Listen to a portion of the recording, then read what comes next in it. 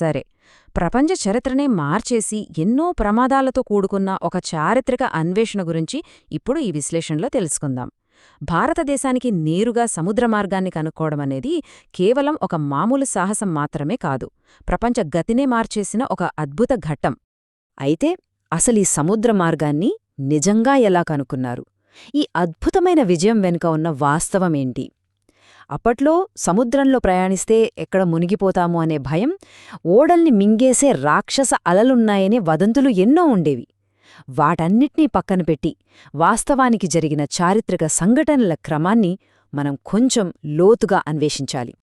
విభాగం 1: గమ్యం మరియు కల. ఈ కథ అంతా ఐరోపావారు ఎంతగానో కోరుకున్న ఒక ప్రత్యేకమైన గమ్యస్థానంతో మొదలవుతుంది. అదే మన భారతదేశం, కేరళ తీరంలోని కల్లికోట, అంటే క్యాలికట్. అప్పట్లో యూరోపియన్ నావికులకు కాలికట్ అనేది ఒక అల్టిమేట్ ప్రైజ్ లాంటిది. ఇక్కడి అపారమైన సంపదను చేరుకోవాలని ఆ దేశాలు ఎందుకంతగా తహతహలాడాయో ఒక్కసారి ఊహించండి. ఎలాగైనా ఆ గమ్యాన్ని చేరుకోవడమే వాళ్ల అతిపెద్ద కల. ఇక్కడొక ఆసక్తికరమైన విషయమేమిటంటే, అప్పట్లో భూమార్గాల ద్వారా జరిగే వ్యాపారమంతా అరబ్ వ్యాపారులు, ముస్లిం పాలకుల కఠినమైన గుత్తాధిపత్యంలో ఉండేది. అంటే వాళ్ల పూర్తి కంట్రోల్లో అన్నమాట. ఆ నియమాలను దాటి వెళ్లడం ఐరోపావాసులకు సాధ్యమయ్యేది కాదు. అందుకే ఆ పాత భూమార్గాన్ని వదిలేసి ఎంత భయంకరమైనదైనా సరే ఆ తెలియని సముద్రం ద్వారా ఒక కొత్త దారిని కనుక్కోవాలని వాళ్ళొక గట్టి నిర్ణయానికి వచ్చారు. విభాగం 2: ఉత్ప్రేరకం.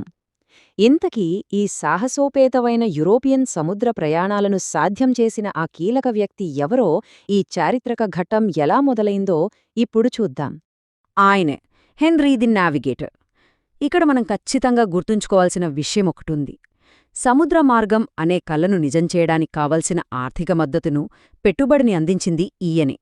ఆయన చేసిన ఈ ఆర్థిక సహాయం లేకుండా ఇలాంటి సాహసోపేతమైన సముద్ర ప్రయాణాలు అసలు మొదలయ్యేవే కావు, అవునా? విభాగం 3: వాస్కో డి గామా ప్రయాణం.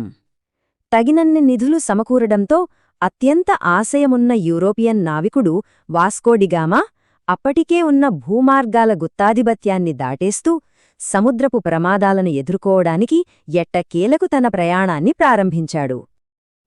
ఈ ప్రయాణం ఏమంత సులభంగా సాగలేదు. ఎన్నో కఠినమైన మైలురాళ్లను దాటాల్సొచ్చింది. ఒకసారి ఈ టైంలైన్ గమనిస్తే, నవంబర్ నాటికి ఆఫ్రికా తీరానికి చేరుకోవడం, ఆ తరువాత డిసెంబర్లో దక్షిణాఫ్రికాలోని నాటల్ ప్రాంతంలో ఒక విభిన్నమైన క్రిస్మస్ జరుపుకోవడం, ఇక వాతావరణం అనుకూలించాక మార్చ్ 2వ తేదీన ఆఫ్రికా నుండి భారతదేశం వైపు ఆఖరి అడుగు వేయడం, ఇదంతా నిజంగా ఒక అద్భుతమైన ఘట్టం. ఈ విశ్లేషణను ముగించే ముందు మనం ఒక ప్రశ్న వేసుకోవాలి.